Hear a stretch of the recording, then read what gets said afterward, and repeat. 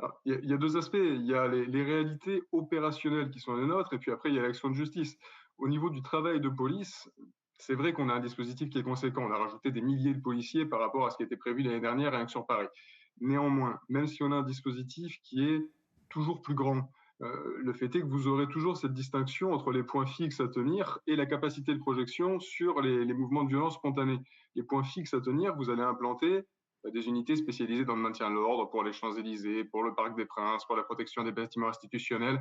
Et ça, entre guillemets, c'est pas le point le plus problématique. La difficulté principale, ce sont toutes les violences qui arrivent là où elles n'étaient pas prévues, avec des collègues qui sont envoyés pour les gérer, qui sont bien souvent des collègues de commissariat, qui doivent aller se confronter non pas à du maintien de l'ordre, mais faire un travail de rétablissement de l'ordre, se confronter à des violences urbaines, sauf que ce sont des collègues qui sont pas nombreux, qui sont pas formés à ça, qui sont pas équipés pour ça, comme le seraient des compagnies républicaines de sécurité, et qui doivent pourtant tenir la rue, tenir le pavé, le temps qu'on leur rapproche des renforts. Et c'est dans ces moments-là que vous pouvez avoir des images affligeantes de police qui reculent devant une horde d'assaillants, parce que nos collègues savent très bien qu'ils ne peuvent pas faire grand-chose, et les assaillants savent très bien qu'ils ne risquent pas grand-chose.